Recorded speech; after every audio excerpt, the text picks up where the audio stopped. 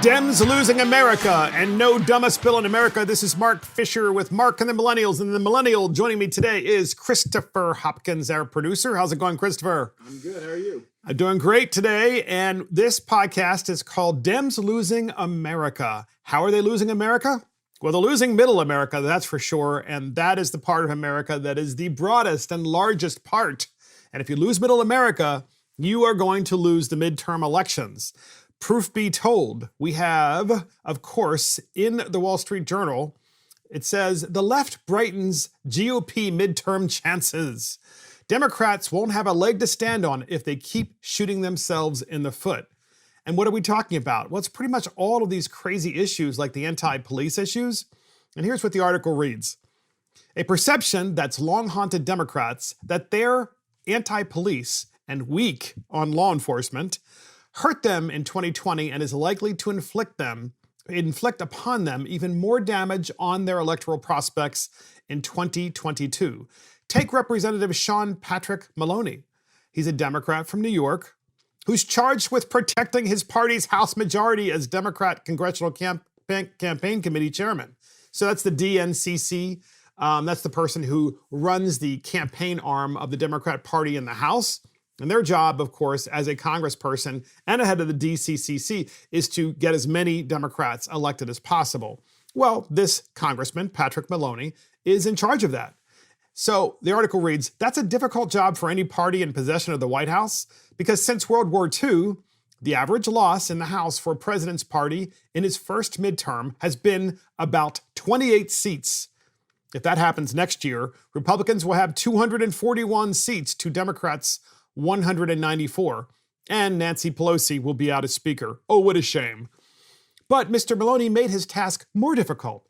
During a recent interview on MSNBC's Morning Joe, the host, a former GOP congressman who spends most of his airtime attacking Republicans, yeah, Morning Joe does that, lobbed a softball. How would the DCC chair counteract Republican charges? The Democrats favor defunding the police, cancel culture, socialism, and packing the court.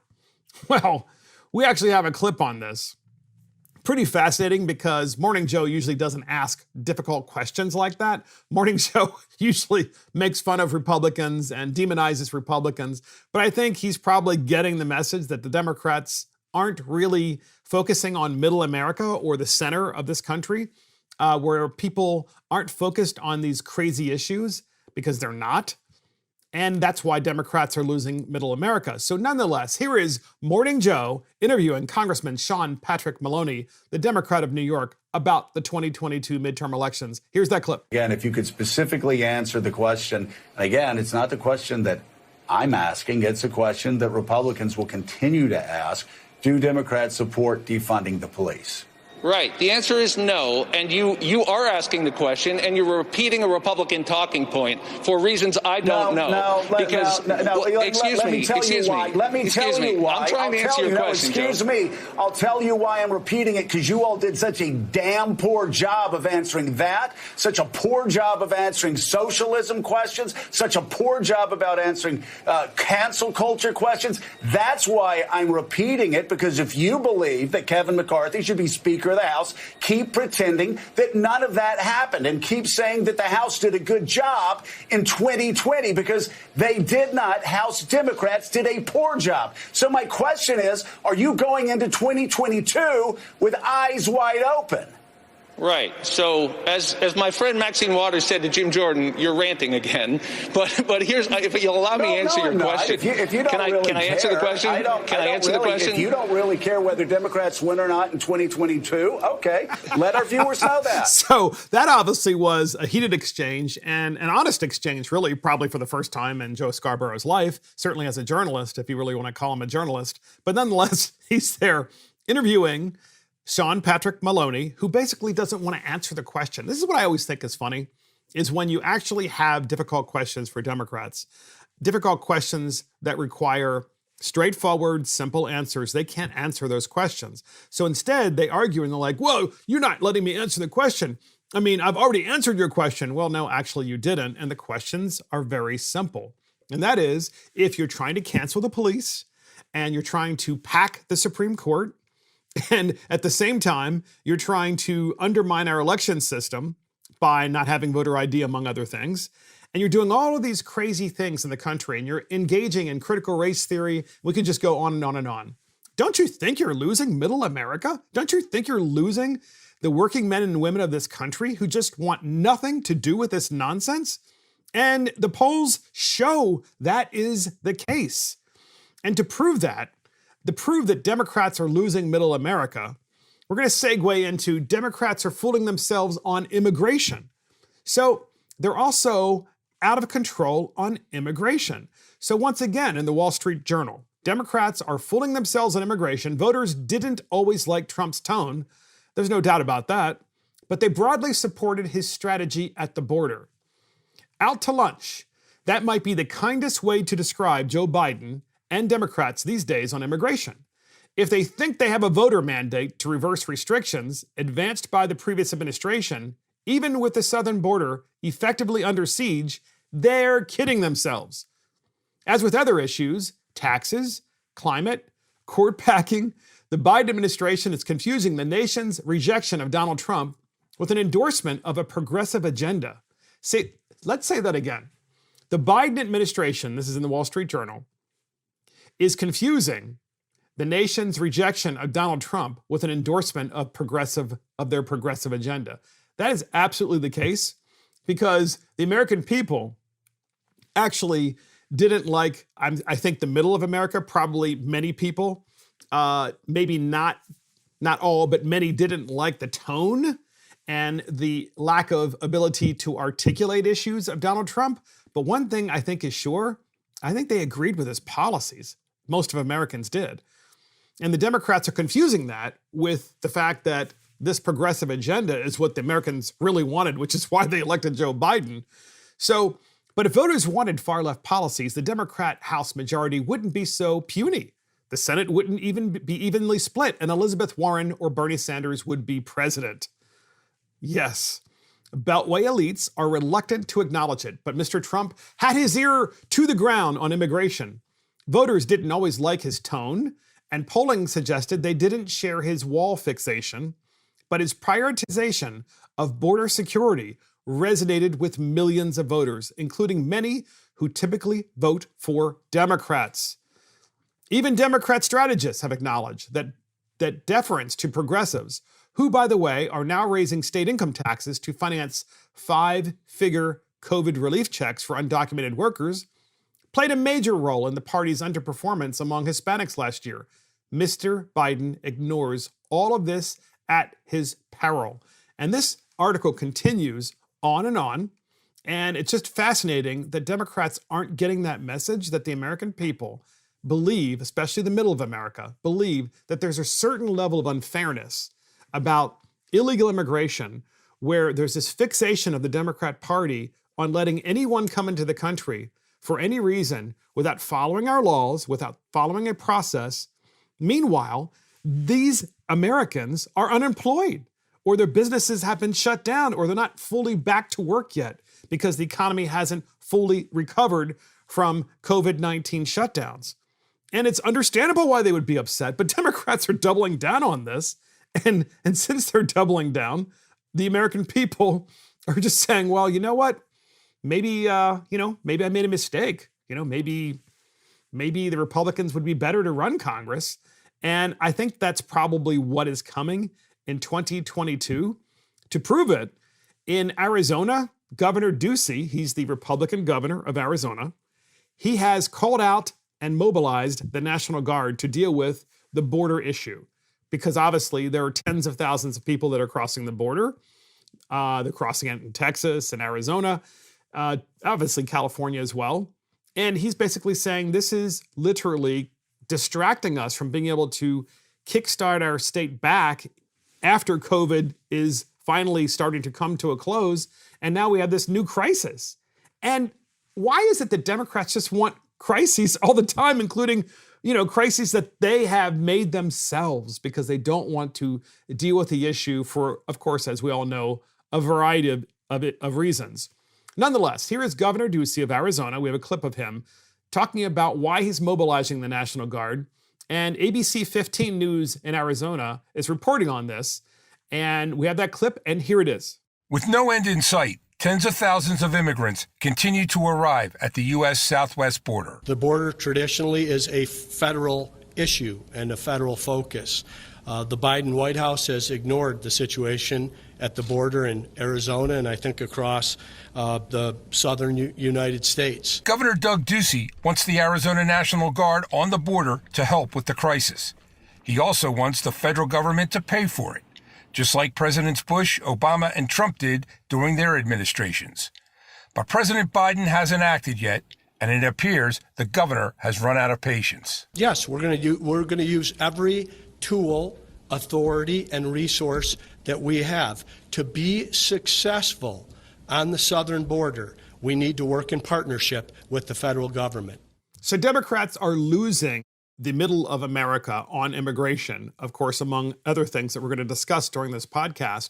And here's proof of it, right? Here's a state the Democrats celebrated in 2020, the state of Arizona, and they celebrated it because they said they won that state in the Electoral College, and it's something that hadn't happened in a very long time. And so Democrats were celebrating. And now here they are, doubling down on stupid. And you have the governor of Arizona saying, well, the federal government isn't going to deal with this issue, so now I have to mobilize the National Guard. It's going to cost a lot of money. I'm very busy trying to get our state back to work from COVID-19. And obviously to get schools back up and running and everybody back up and running safely. And meanwhile, I have this new issue. People coming across the border who aren't vaccinated, for starters, right? I mean, Democrats have just lost their minds. And that's, of course, why Democrats are fooling themselves on immigration. And next up, of course, Democrats are fooling themselves on mob rule, this idea of canceling the police. So Governor DeSantis of Florida, he has a bill that its whole purpose is to stop mob rule. And the DeSantis bill stops mob rule. How does it do that? Well, Governor DeSantis, in his own words, talks about this, and we have a couple of clips about this.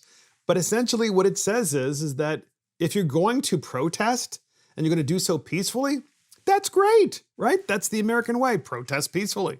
But if the protest turns into a riot, or if you're going to riot and loot, well, guess what? That's a crime, and it should be a crime. And we have a couple of fascinating clips on this because one is the governor very well articulating what his bill does and why it is there.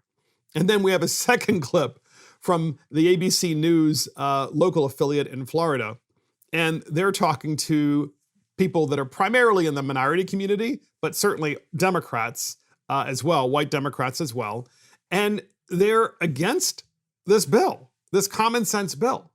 So we're going to talk about that in a minute. But first up, here's Governor DeSantis talking about the bill he just signed. I think it's HB1 or HR1, if I'm correct. Don't confuse that, by the way, with the bill at the federal level. It's not the same bill. This is just a state bill that stops mob rule and makes it a crime to riot.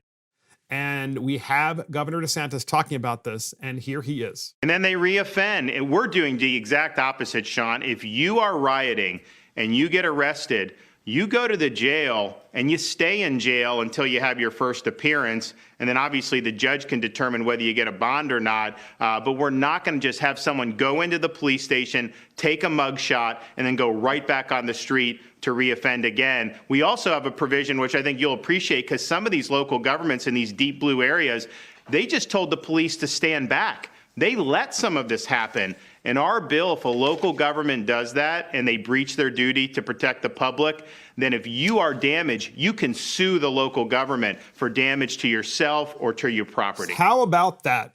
So in blue counties in Florida, in the counties in Florida that are blue, such as Broward, if you have a government at the local government level, at the local county level, and that local government, which clearly would be a blue government, decides that they're going to tell the police to stand down during a riot, and that riot involves results in you getting hurt, or a family member getting hurt, or your business being looted and destroyed, you can sue that local government for telling the police to stand down. Thank God someone finally did something so commonsensical. I mean, that's why DeSantis is a rock star. And that's why the Republicans are going to rock the vote in 2022. And that's why DeSantis is going to be running for president. I'm absolutely positive this guy is going to be a very likely nominee as the Republican president of the United States. And he's talking about just common sense things. There's a difference between protesting and rioting. There's also a difference between a local government saying to the police officers, you need to enforce public safety, and a local government saying, incredibly, no, stand down. Let them have space. Let the rioters have space. Let them loot. Let them burn. Let them pillage. Let them kill. And that is happening all across the country. But it's not going to happen in Florida. And I think that's great.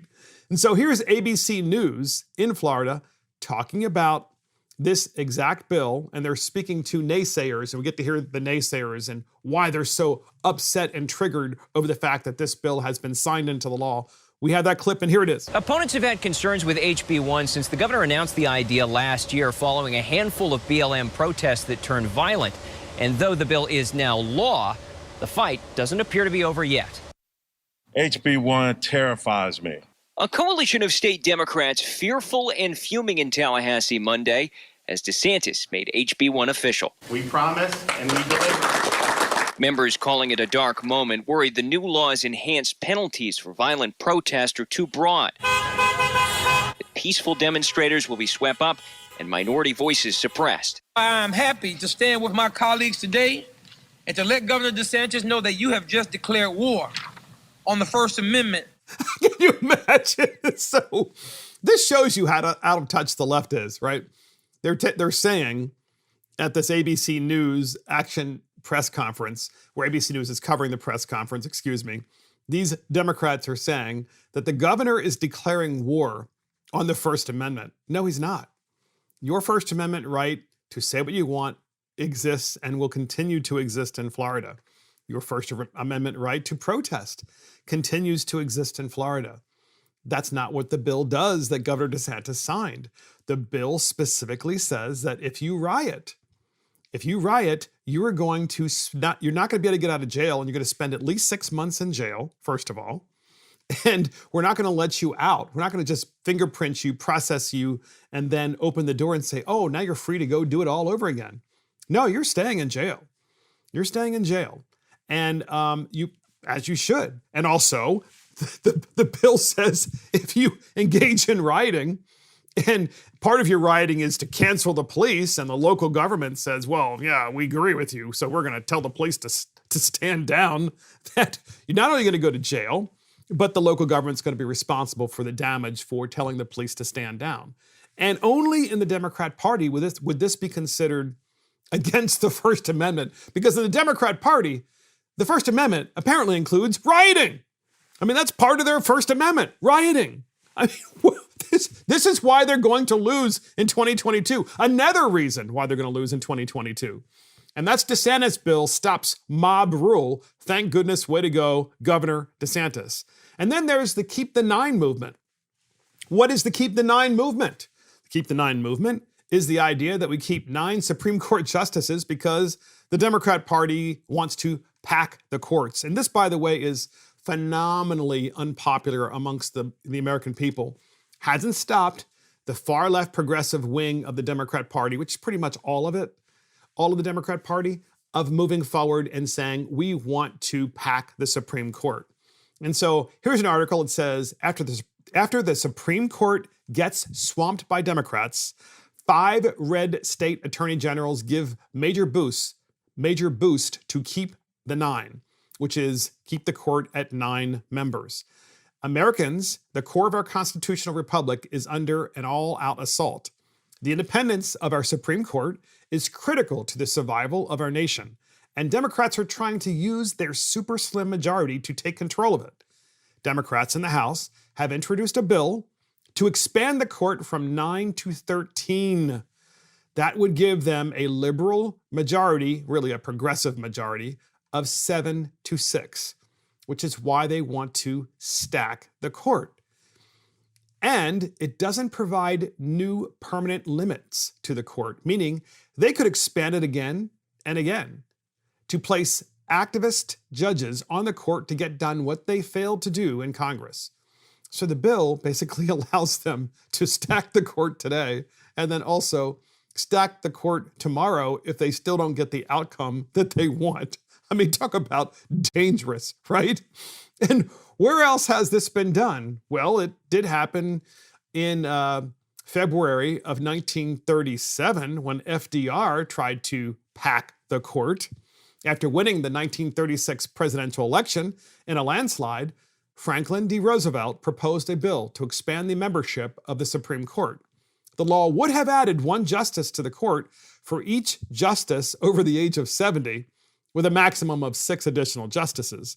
Roosevelt's motive was clear: to shape the ideological balance of the court so that it would cease striking down his New Deal legislation. As a result, the plan was widely and vehemently criticized. The law was never enacted by Congress, and Roosevelt lost a great deal of political support for having proposed it, as he should have, and he wasn't successful. In fact, today, if you're an honest historian and you listen to an honest historian talking about the New Deal period, they will tell you that was one of the true low points of the New Deal, namely that you had a president that, because of his popularity, because he had taken us and was in the process of taking us through the war, that and taking us, of course, not yet through the war, but out of the Great Depression, he was passing all these laws and was pretty much kind of like a de facto dictator for a period of time because people were desperate for any kind of solution. But he realized he had this power and he just wanted to consolidate it, which of course is part of human nature, which is why we have the system that we have. And so we have Congresswoman Nicole Malliotakis from New York.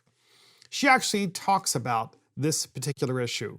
And she does because she is the daughter of a Cuban immigrant and a Greek immigrant. And she's from the state of New York. And she is a newly elected member of the United States House of Representatives. And she speaks about court packing in Venezuela and court packing in general. And we have a clip from her about this particular issue. And here it is. Hi, it's Nicole Malliotakis. Right behind me you see the Supreme Court of the United States of America.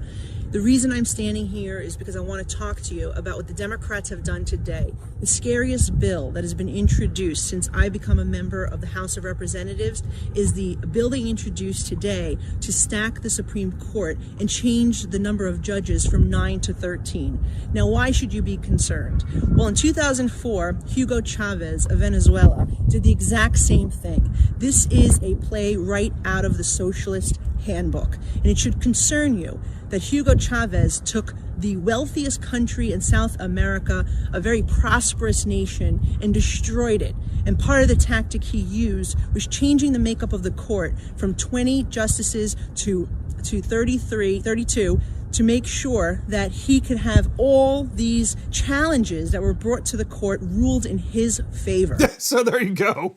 I mean, it's a great job that Congresswoman Nicole Malliotakis did to actually talk about Venezuela and how Venezuela was this great promise in South America, a very wealthy country with enormous natural resources and enormous wealth in natural resources.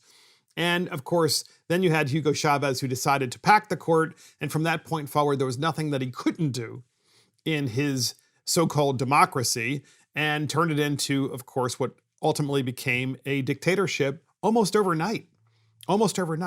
And as people fled, so did the money. They took their money with them. And next thing you know, it becomes a very poor country, one of the richest countries to one of the poorest countries, and completely and utterly has been a mess ever since. And the Democrats want to follow this playbook. Ladies and gentlemen, this is ridiculous. No wonder the Dems are losing America. And that, of course, is Keep the Nine. And we have to really keep our eye on this Keep the Nine movement, because the Democrat Party is never going to stop. They're never going to stop. And we know that because as long as they control K-12 education, they're going to continue to educate children and try to convince children, in my opinion, that the United States is fundamentally a bad country and that we need to alter the Supreme Court in order for them to pass, of course, all of their crazy ideas. So next up, podcast listeners, we have College of the Ozarks sues the Biden administration. And why do you think that the College of the Ozarks is suing the Biden administration? Well, that's because of Biden's executive order that puts men and women in the same dorm rooms and showers. So I will tell you this, as a father of children who went to college, I have a daughter who I remember she was the oldest. She was the first to go to college. She goes to college. And I remember the first dorm was one in which you had a hallway and doors, and in each room there were two individuals. And those two individuals, that was their dorm room. And then in the hallway there was a group shower, right? So you would go into the shower and there's a bathroom and sinks and so forth. And, you know, the showers, of course, were open, right? It wasn't like a, you had your own individual bathroom. And so the Biden administration is saying that if you are a man and you think you're a woman or vice versa, you should be able to be in those showers that you think that you identify with, and has signed an executive order to that effect. As you can imagine, there are plenty of universities across the country who see all kinds of potential legal problems with this, with their paying students and with the parents. And notwithstanding the religious concerns, they have issues with, potential mischief, among other things, and it's certainly understandable. And so the College of the Ozarks is like, well, we're going to sue the Biden administration. And so so we're calling this, honey, there's a trans in my shower. It's not politically correct, I know.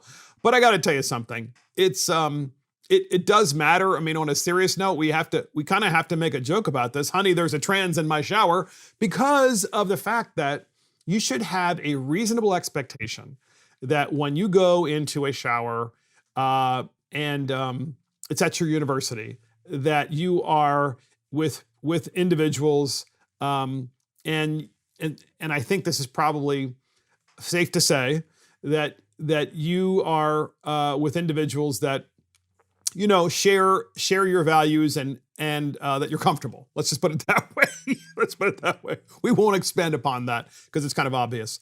But here's Fox News framing the lawsuit of the College of the Ozarks against the Biden administration. We have that clip, and here it is. About the college getting money and federal money and why that's at stake. They say the suit challenges a February executive order issued by the Department of Housing and Urban Development that ensures LGBTQ people are protected from discrimination in federally funded housing. And since colleges get government money through student loans, grants, and contracts, they are subject to fair housing laws. And see, that's the problem. Is the federal government always has these programs, these massive spending programs, and they're like, hey, if you want some of this money, university or college, you have to also do these things too, because you took this money. So if you took money for certain educational grants and purposes, you also have to allow trans in men's rooms and trans in girls' rooms and in the dorms as well, and in the showers now, apparently. And literally, that's what the Biden administration is saying. That's why he signed that executive order. So here is the attorney for the College of the Ozarks, Ryan Bangert, on this issue. And we have that clip, and here it is. It's just that simple. College of the Ozarks is a small Christian school in southwest Missouri that has always integrated its faith into everything that it does.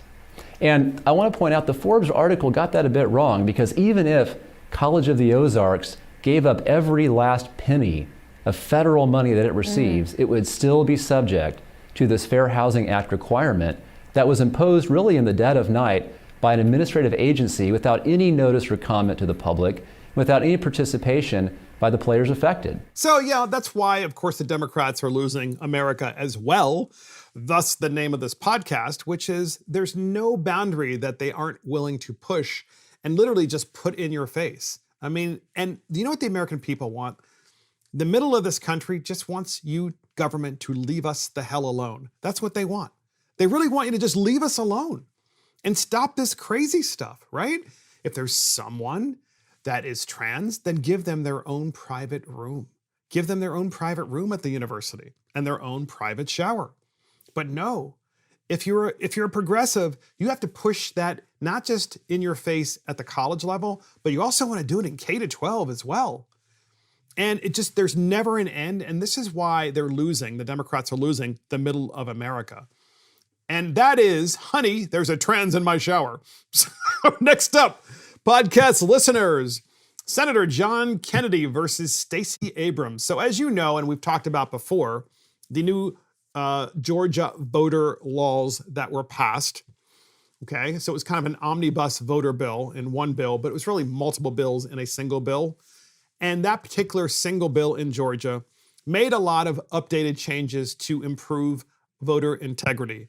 Stacey Abrams, of course, never happy about anything, but she's nonetheless a force to reckon with, came to the United States Congress, and she was questioned by different members of Congress, including Senator John Kennedy of Louisiana. And we have a series of clips on this. It's very interesting because John Kennedy does a good job, I believe, without actually saying so, without actually kind of indicting Stacey Abrams or indicting, I guess, her character. He just does a really good job asking her questions and kind of exposing in a very subtle way what a complete tool she is with respect to voter integrity. And we have a series of clips on that, and here's the first one.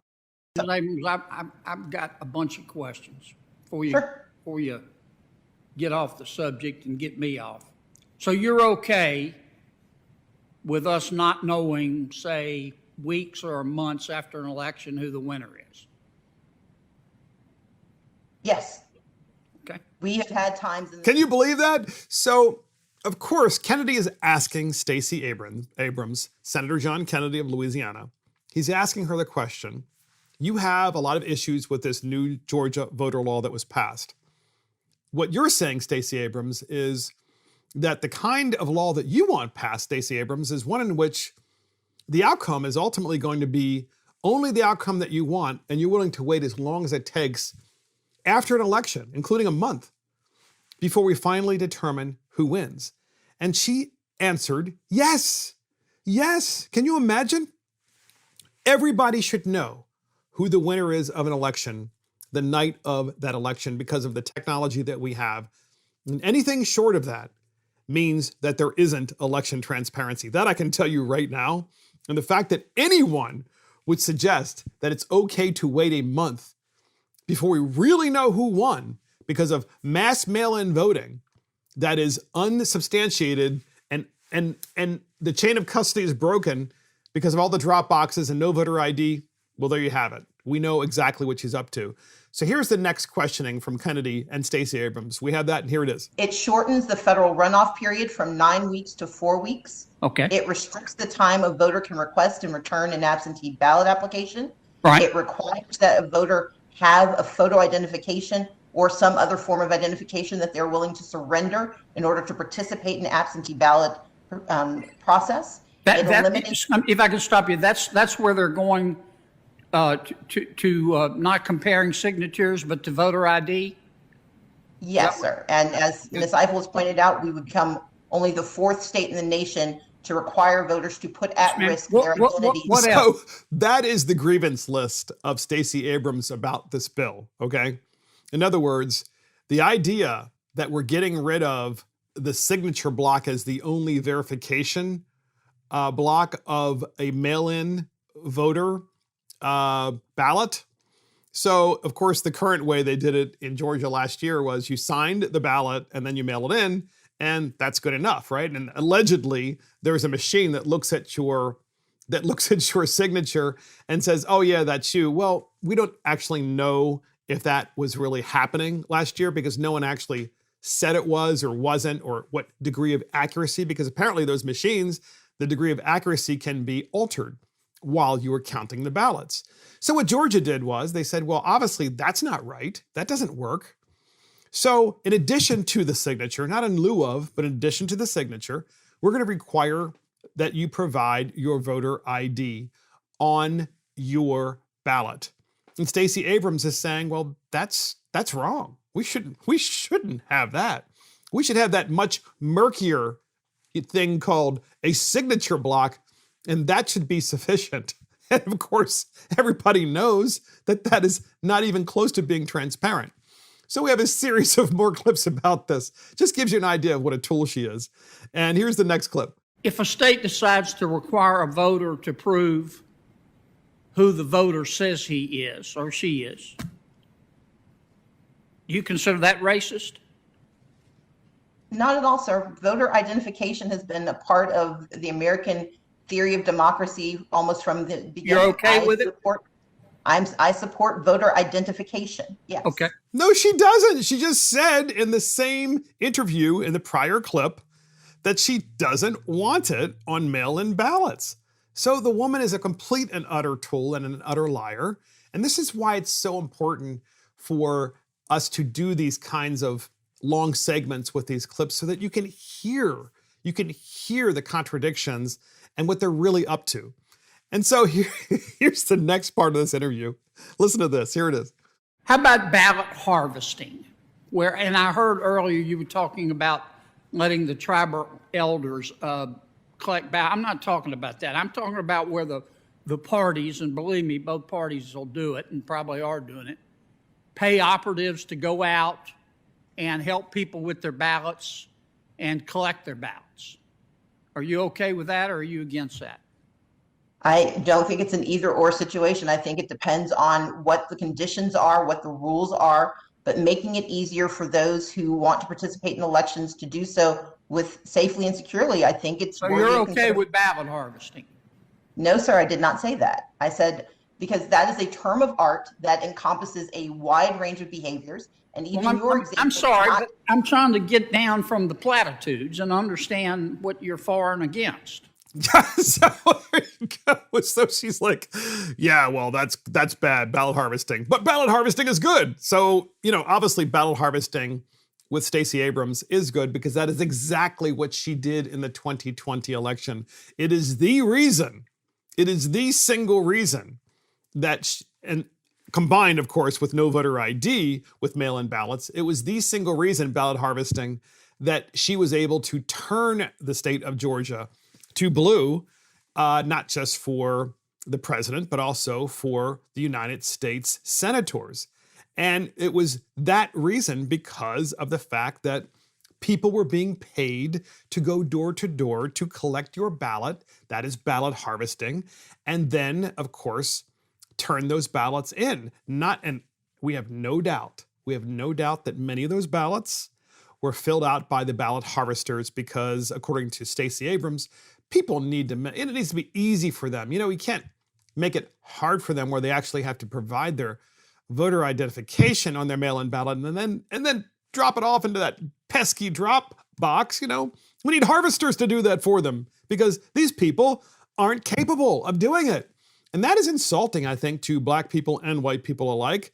But it's good that we're finally exposing who she really is because this is who the left is. And so here's the final clip in this series with John Kennedy and Stacey Abrams. Here it is. Help me with this. Let's suppose that the Republican Party wanted to hire people to go out and knock on doors of voters and say, have you voted yet with your mail ballot? And they say no. And then the operatives are told to contact the voter and say, let me help you with your ballot. If you have any questions, I can even suggest who you might want to vote for. And after you vote, I'll collect the ballot for you and you make it easy. Is that okay? Sir, I'm both an attorney and a former legislator. And it is not simply the words that you're saying. I'm an attorney and a current legislator, and I might trade places with you. But keep going. And so my point is, as you and I both know, that the context, the rules, and the structure matters. Now, in the very narrow circumstance that you just described, if there are no controls and if it turns into buying votes, of course I object to that. Okay. But if you look at the piecemeal components that you're describing, and if we are talking about how do we make it easier for voters to participate in elections, I'm not certain what that looks like, but what you described in this very specific and narrow construct, it sounds like you're in violation of a number of different rules. So what you heard there, in that final clip of this segment is Stacey Abrams, of course, doing the front paddle and the back paddle at the same time, right? She's like, oh no, ballot harvesting bad. Oh no, but ballot harvesting shouldn't be illegal because that's kind of what I did in the last election. And so he essentially has checkmate on Stacey Abrams. John Kennedy has checkmate over her because she, of course, doesn't want voter ID.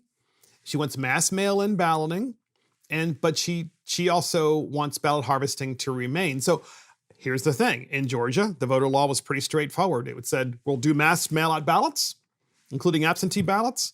You still have to provide voter ID, and there's no ballot harvesting, but we're still going to keep the drop boxes, and we still have 17 days of early voting.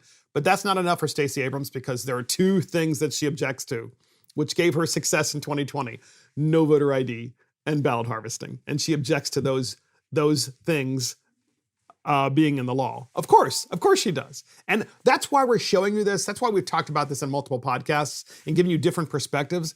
And we've also given you the full breadth of that interview with John Kennedy and Stacey Abrams on Capitol Hill. It's very important. And that is Senator John Kennedy versus Stacey Abrams. Next up, podcast listeners, student loans are racist. Did you know that? Student loans are racist. You know, college loans that you get, apparently they're really racist. So the Senate Banking Committee met and they had a number of people testify. And we have Senator John Kennedy asking a bunch of questions to a number of different people, but especially one Black woman with a doctorate and a stellar education. Let me say that again.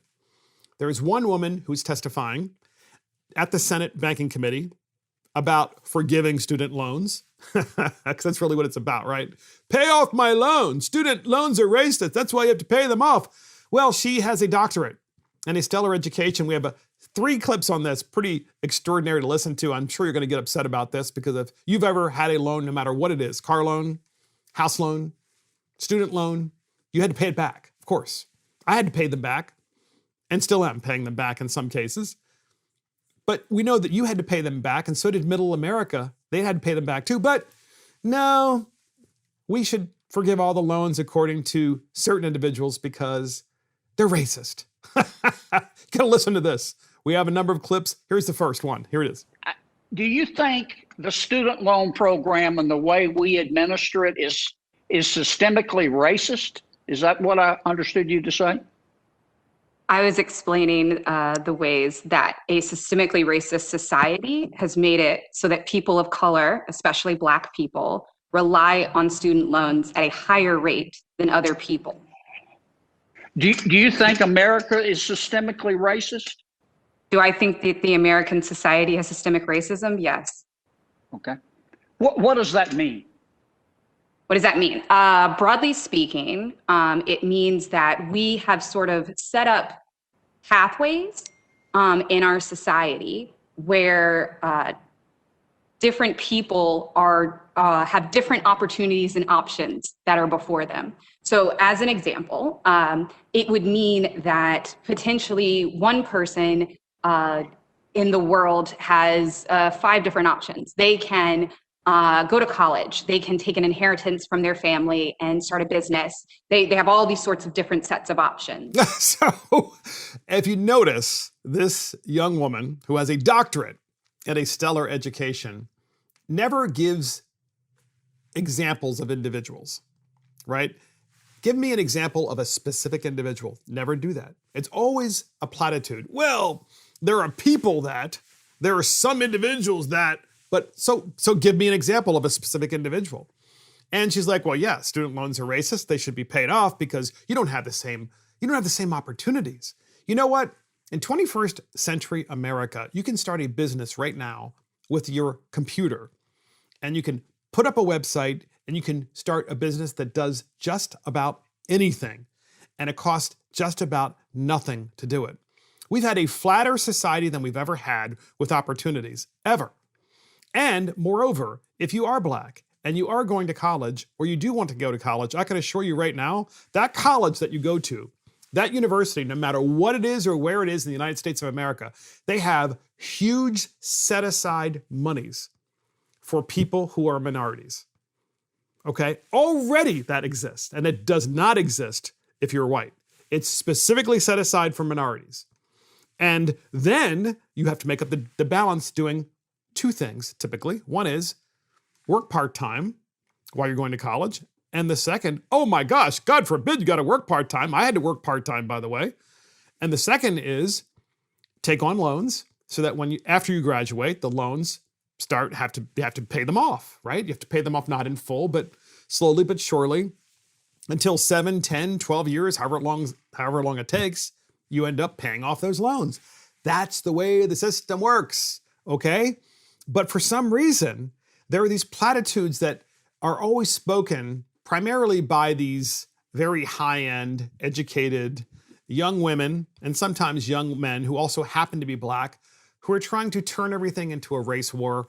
And meanwhile, if there's ever an example of someone who is privileged, it is this young lady who has a doctorate degree and is still complaining. I mean, I can't believe it. So I have the second clip in this series, and here it is. Basically, systemic racism says that we have set up pathways so certain people of certain races get more opportunities and more benefits than other people do. Okay. Do you think SMU is a systemically racist institution? Do I think that SMU works within a racist society? Yes. No, but do you think SMU is a systemically racist institution? Does it have evidence of systemic racism? All universities do. Yes. Okay. You did your graduate work at Vanderbilt. Do you think it's a systemically racist institution? All universities work within a systemically racist society. Can you believe that? So first of all, the Vanderbilts of the world, which is a very good school, very difficult school to get into, by the way, they have not only set-asides of monies for minorities, but in addition to that, they have set-asides and programs that when you're a minority to get you into the school with standards that are lower than your white counterparts. And this is a fact. This is a fact because of the idea of improving opportunity. Okay, so here's someone who went to this incredibly good school, Vanderbilt, to do her graduate work, and she's already trashing Vanderbilt, where she went and got this stellar education. She's trashing it because she's saying it is systemically racist. But can she provide specific examples? Does she try to do so? She is educated after all. It should be pretty easy for her to do that. No, of course she doesn't. Because she can't. Because this is the whole BLM mantra, right? Everybody's racist. Can't give you any specifics, but everybody's racist. So here's the third clip in this series. You're going to love this one too. Here it is. Is SMU a systemically racist institution? There is systemic racism at SMU and at all other institutions. So you think every university is systemically racist? I think that everyone who operates within the United States operates within a systemically racist system. Okay. If we forgive all this student loan debt, how do you think we should pay for it? I think there are several options on the table around potential increases for different taxes. No, I'm asking you how you think we ought to pay for it. Sure. I would say that that's not my area of expertise. Isn't that great? She's in front of the United States Senate, in front of United States Senator John Kennedy, and she wants loans to be paid off, student loans, because they're racist. She has this stellar education, and he asks her, how do we pay for this? And who's going to pay for it? And she's like, well, that's not my department. I just do all the racist stuff, you know? I play that whole race card thing. It's not my job to figure out how to pay for stuff, you know? I mean, this tells you how incredibly poor our higher ed system is when we're putting out individuals like this who've decided that all they're going to do is play the race card and tell everybody that the reason they're not successful is because of the fact that they have a different color of skin, when in fact, they already are far more successful than most people because by virtue of their education, and yet they're still not grateful. They're still not grateful, and they want you to continue to pay, but they don't have any idea of how to pay for it. Classic Marxist stuff. And that is student loans are racist. So next up, podcast listeners, Oklahoma state senators are banning critical race theory.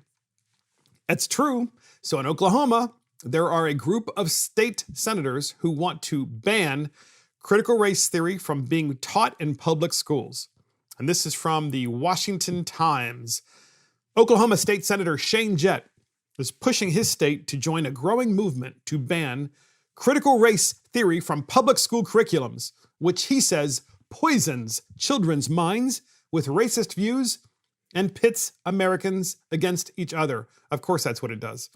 I'm opposed to child abuse, he said, to explain his quest to stop the new trend in racial education, which teaches that the legal and governance systems in the United States are inherently racist and retain economic and political power for white people by oppressing people of color. Mr. Jett introduced a bill that would ban the curriculums from public and charter K-12 schools in Oklahoma. He joins lawmakers in at least 3 other states trying to get rid of an educational philosophy that they say instills divisiveness and rancor. Mr. Jett said critical race theory already took hold at the University of Oklahoma in Norman, which he calls the Democrat People's Republic of Norman. His office is investigating a handful of K-12 schools where the left-wing philosophy is being taught or incorporated in online classroom materials. It's called Marxist indoctrination, he said. A respectful dialogue on race? I'm all about that. The race riot that happened in Tulsa in 1921? They should teach that every year. But critical race theory, he says, if you're white, you are racist and you don't even know it? Let's rehab you? Proponents of critical race theory insist the material fosters a more inclusive environment for Black students and students of color. Yeah, by telling children in K-12, certainly in elementary and middle school and high school, by telling them that by virtue of the color of their skin that they're bad, that really is more inclusive. No one could accuse Mr. Jett of opposition to a multicultural approach to life because Mr. Jett, who's the senator who's putting this bill in, is a Cherokee American. He's a Native American. He's married to a Brazilian public school teacher. Their 3 daughters are trilingual and have lived in several different countries where Mr. Jett was stationed when he was an officer in the Navy. Like their father, the daughters are members of the Cherokee Nation as well. Interesting, huh? That does not fit the narrative. It does not fit the narrative of the left, So in fact, this particular senator, Senator Jett, should probably be the one who should be, pushing critical race theory, but instead he wants to ban it because he sees it as so divisive. And he could be playing that divisive game, the divide and conquer, based on his own Native American ancestry. But he chooses not to do so, and good for him.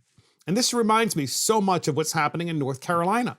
And we've talked about this the other day, where Lieutenant Governor Mark Robinson, he's the first Black elected lieutenant governor in North Carolina's history, has formed a task force, a public school K-12 task force to root out left-wing indoctrination like CRT, critical race theory. We have a clip from him. It's too good not to play again. Here it is. What this was born out of and inspired by was the fact that in every corner that we traveled in this state, we found ourselves being besieged by folks who were complaining about things that their students and their children were having to learn in public schools that were contrary to their own beliefs. We call it indoctrination, but it could be called many things. It could be called politicizing the classroom. It could be called introducing things into the classroom that don't belong there. But we see that in every corner, and we received numerous complaints about it, both while we were on the campaign and since we've been lieutenant governor. And so thinking about how we could tackle the problem, we realized one thing. We realized heretofore there has not been a place where this data could be brought to, disseminated, and compiled. And that's what we're seeking to do with this task force. We want this task force to be a resource for parents and students who feel that they are unable to tackle the issues that they are facing in their schools. And trust me, folks, that is happening in this state. It is happening in this nation. There are parents and teachers who are literally afraid to speak up against school boards, against principals, against administrators. And folks, that has got to stop. So isn't that wonderful to finally hear a politician speak in this way, especially a politician who is black and Republican and who is a role model in the state of North Carolina? And in the previous segment, we're talking about how student loans are racist according to certain individuals. And we have this one lady who has a doctorate and she went to Vanderbilt as well as other colleges, and is now saying that, you know, the loans are racist. The things that helped her get to where she is today and gave her a boost in the starting gate of life absolutely are bad. Normally, such an individual, you would want to speak at K-12 events like the ones we're talking about. You would want this individual to say, hey, look, anyone can do this. Anyone can get to higher ed. Anyone can move forward, and anyone can get up and out. But instead, this is the mantra of the left, and this is why the left is going to lose the middle. They're absolutely, Democrat Party is losing the middle because of all of these things we've discussed this podcast, and they're not getting the message. And in 2022, they are going to have their clocks cleaned. I'm looking forward to it. It's about time we bring this country back to common sense. And I just think as long as we keep talking about this and informing people how destructive the Democrat Party has become and how out of touch they've become with the United States of America, we will succeed. And that is Oklahoma state senators banning CRT. And that is Dems Losing America podcast. And that's it for Mark and the Millennials. This is Mark Fisher. Thank you to our producer, Christopher Hopkins. Check us out on iTunes, Spotify, YouTube, Facebook, Twitter, Parler, Rumble, and our website. See you next time.